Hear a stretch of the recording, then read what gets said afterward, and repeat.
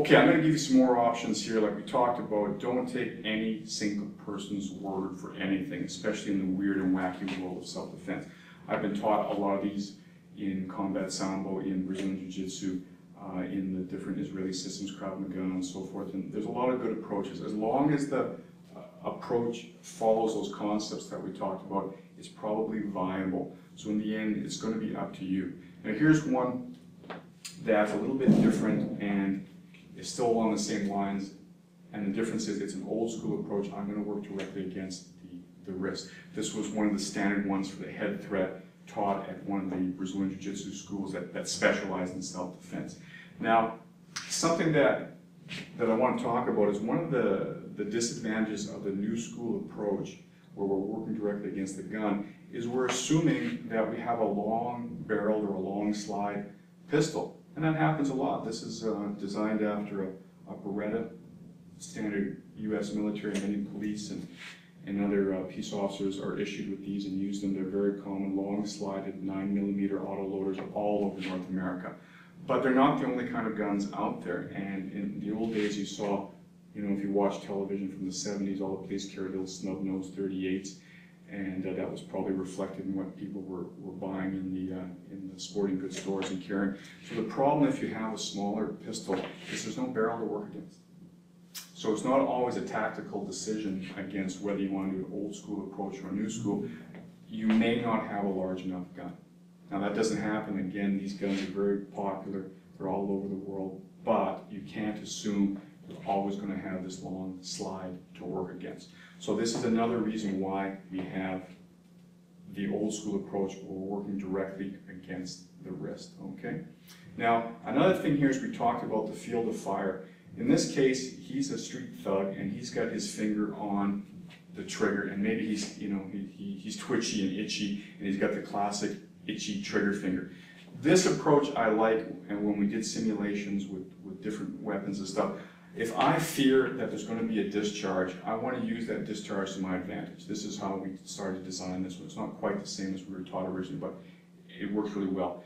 So if I'm psychologically prepared for the discharge, the noise isn't going to be as bad for me. So when he's fairly close to me, but his arm isn't straight, I want this to happen.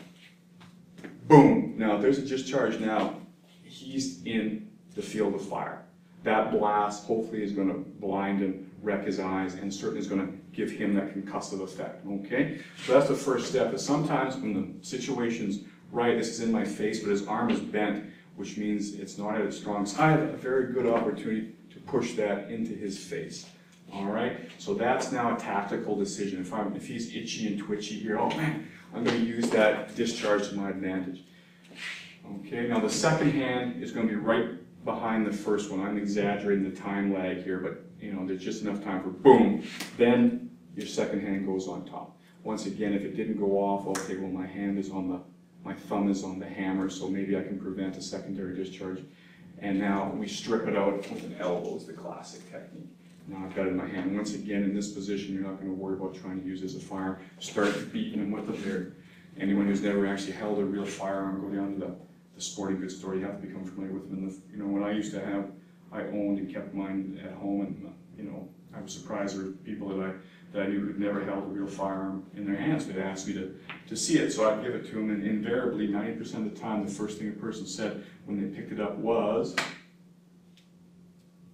"Man, this is heavy."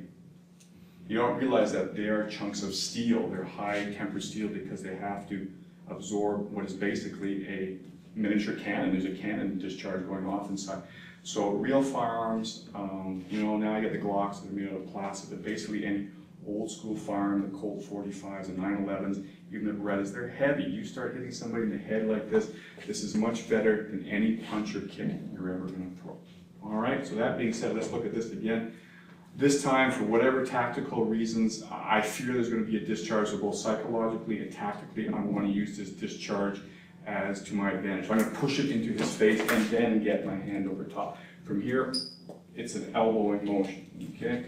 Sometimes, if he's very, very strong, make your hand very, very strong, this can be difficult to do. So by using my elbow, I get more leverage, okay?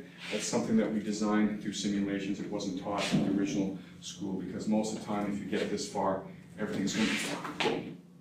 Okay, push and I elbow. So what I'm doing here, if you've missed that, all I'm doing, instead of twisting like this, if I need more leverage, I'm going to put my forearm against his. Now push back, I have a lot more leverage here.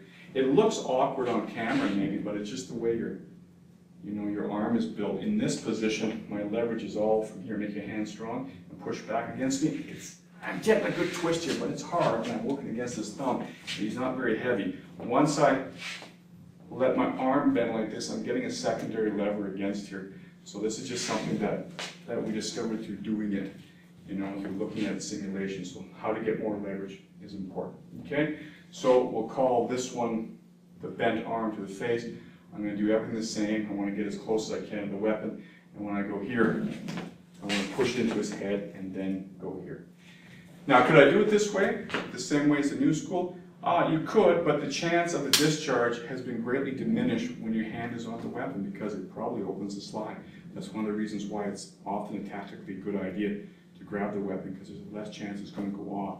So if I'm forced to work against the wrist for whatever reason, the weapon's too small, for whatever reason that we can't think of specifically right now, let's use that potential discharge to our advantage. So again, everything's the same. I need to make a smooth motion, push it in his face, and then grab the hammer here and strip it out. Bang. And now start to go to town with the weapon. All right, so there's another version for the face. High line.